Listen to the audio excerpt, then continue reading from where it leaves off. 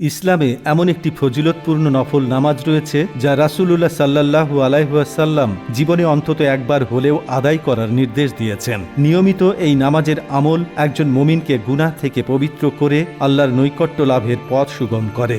সেই বিশেষ ইবাদতটির নাম হল সালাতুত তাসবিহ। সালাত শব্দের অর্থ নামাজ, আর তাসবিহ বলতে এখানে সুবহানাল্লাহ, আলহামদুলিল্লাহ, লা ইলাহা ইল্লাল্লাহু ও আল্লাহু আকবার এই শব্দগুলোকে বোঝানো হয়েছে।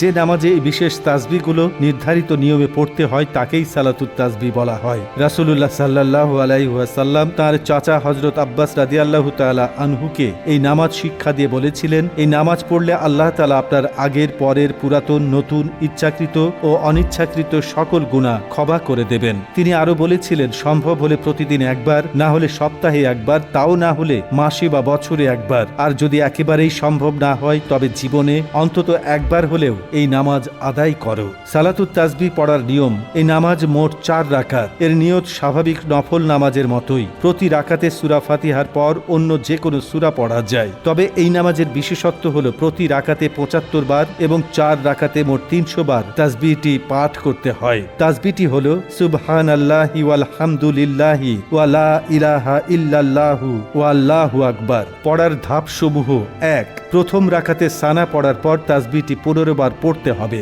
2. এরপর সূরা ফাতিহা ও অন্য একটি সূরা পড়ার পর রুকুতে যাওয়ার আগে তাসবিহটি পড়তে হবে 10 বার। 3. রুকুতে গিয়ে রুকুর তাসবিহ শেষে এটি পড়তে হবে 10 বার। 4. রুকু থেকে সোজা হয়ে দাঁড়িয়ে রাব্বানা লাকাল হামদ পড়ার পর পড়তে হবে 10 বার। 5. প্রথম সিজদায় গিয়ে সিজদার তাসবিহ শেষে পড়তে হবে 10 বার। 6. প্রথম সিজদা থেকে উঠে বসে পড়তে হবে 10 বার। 7. পুনরায় দ্বিতীয় সিজদায় গিয়ে সিজদার তাসবিহ শেষে পড়তে হবে 10 বার। এভাবে প্রতি রাকাতে মোট 75 বার এই তাসবিহ পাঠ করতে হয়। একইভাবে বাকি 3 রাকাত সম্পন্ন করতে হবে। যদি কোনো স্থানে তাসবিহ পড়তে ভুল হয়ে যায় বা সংখ্যা কম হয় তবে পরবর্তী যে রুকনেই মনে পড়ুক না কেন সেখানে সেই ঘাটতিটুকু পূরণ করে নিতে হবে। ইসলামী স্কলারদের মতে জুমার রাতে বা বিশেষ মুহূর্তে এই নামাজ পড়ে দোয়া করলে আল্লাহ তাআলা তা ফিরিয়ে দেন না। এটি একটি পরীক্ষিত আমল। জীবনের যে কোনো সমস্যায় সমাধান দেওয়ার মালিক একমাত্র আল্লাহ। আমরা যদি সঠিক উপায়ে তার কাছে চাইতে পারি তবে তিনি অবশ্যই খুশি হন। পক্ষান্তরে যে আল্লাহর কাছে চায় না, আল্লাহ তার উপর অসন্তুষ্ট হন। প্রকৃতপক্ষে সালাতুত তাসবিহ কেবল একটি ইবাদত নয়, বরং এটি আত্মশুদ্ধির একটি শক্তিশালী মাধ্যম।